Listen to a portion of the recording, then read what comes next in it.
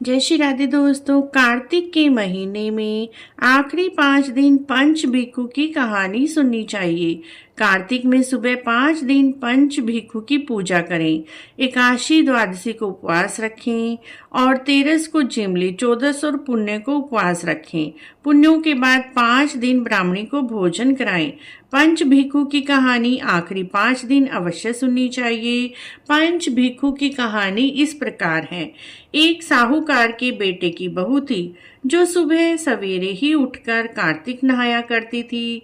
कार्तिक के महीने में रोजाना गंगा जी नहाने जाती थी। प्राय पुरुष का मुंह नहीं देखती थी। एक राजा का लड़का था। जब भी गंगा जी नहाने जाता तो सोचता, इतनी सुबह कौन नहाने आता है, मुझसे पहले कौन नहाकर चला जाता है।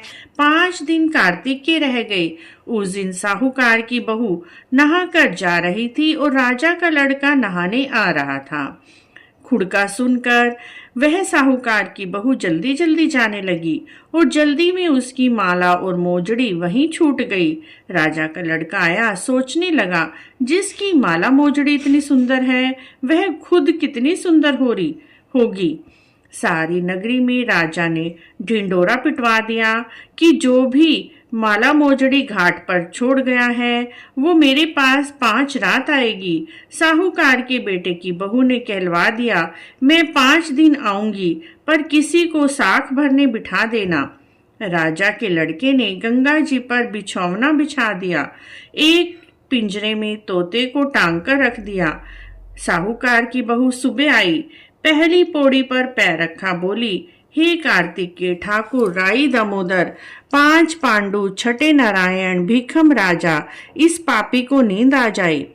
राजा के लड़के को नींद आ गई। वह नहाकर जाने लगी तो तोते से बोली, सुआ सुआ, मैं तेरे गल डालूंगी हीरा, मेरी साख भरियो वीरा। सुआ बोला, कोई वीर भी साख भरता है। तब वह साहूकार की बहू बोली, सुआ सुआ, तेरे पग घालूंगी नेवर, साख भरियो मेरे देवर। सुआ ने यानी तोते ने कहा, अच्छा भाभी, मैं तेरी साख भरूंगा। वह कहकर चली गई। राजा का लड़का हड़बड़ाकर उठा और तोते से पूछा, सुआ सुआ, वह आई थी, कैसी थी? सुआ बोला, आभा किसी बिजली, होली किसी छल, केला किसी कामनी, गुलाबी का सा रंग। राजकुमार ने कहा, आज मैं उंगली चीर कर बैठूंगा, फिर मुझे नींद नहीं आएगी। दूसरे दिन वह अपनी उंगली में चीरा लगाकर लेट गया। जब वह आई तो भगवान से उसने फिर से प्रार्थना की, हे भगवान, यदि मैं सच्ची हूँ तो इस राजकुमार को नींद आ जाए। और जब वह फिर से नहाकर चली तो राजकुमार ने उठकर तोते से पूछा।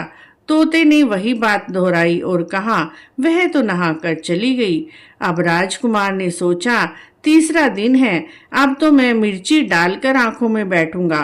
और तीसरी रात को राजकुमार अपनी आंखों में मिर्ची डालकर बैठ गया और तभी वह भी आई और उसने फिर से भगवान से प्रार्थना की, हे भगवान, 2 रात तो आपने लाज रखी है, तीसरी रात भी मेरी लाज रखना और उस राजकुमार को नींद आ जाए। और वह साहूकार की बहू नहाकर चली गई। राजकुमार सोता रह गया।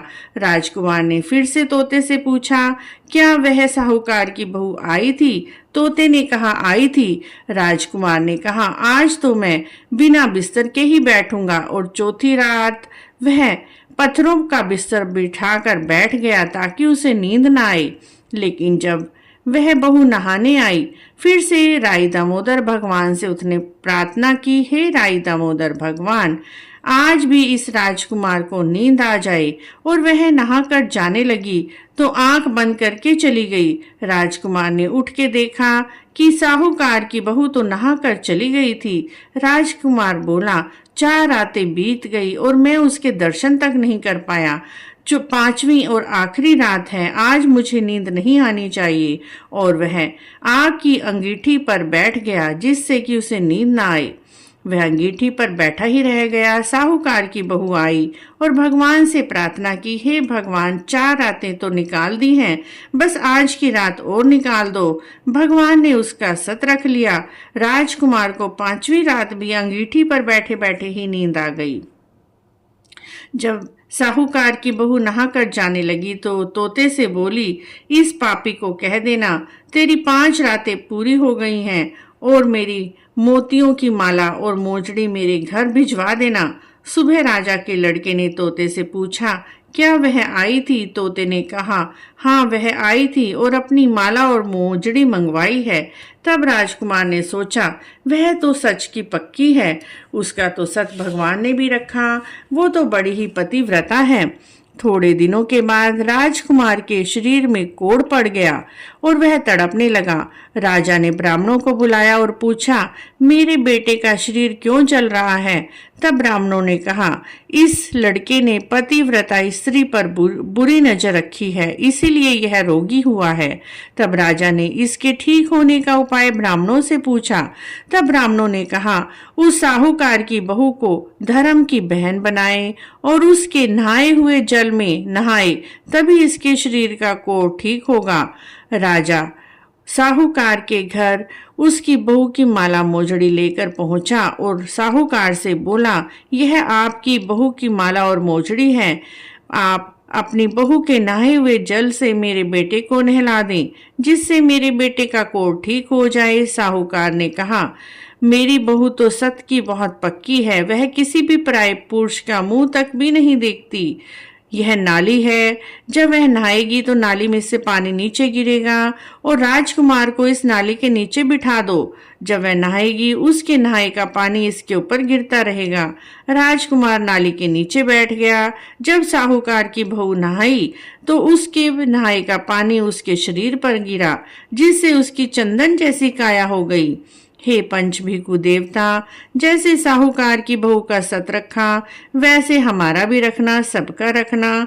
इस कहानी को कहने वाले, सुनने वाले, हुंकारा भरने वाले सारे परिवार का रखना। इस तरह से कार्तिक के आखिरी 5 दिन पंचभिखु की कहानी सुनने मात्र से सारे रोग, दुख, कष्ट दूर होते हैं, सभी मनोकामना पूरी होती है। बोलिए पंचभिखु भगवान की जय, कार्तिकेय ठाकुर की जय, राई दामोदर भगवान की जय। आखिरी 5 दिन इस कहानी को आप अवश्य ही सुने और पंचभिखु जरूर नहाएं। यदि पूरा कार्तिक नहीं नहा पाए हैं तो लास्ट के 5 दिन आप अवश्य ही नहाएं और कहानी जरूर सुने। पंचभिखु की कहानी कैसी लगी? अच्छी लगी है तो आप हमारे चैनल को जरूर सब्सक्राइब करें, लाइक करें, वीडियो को शेयर भी करें।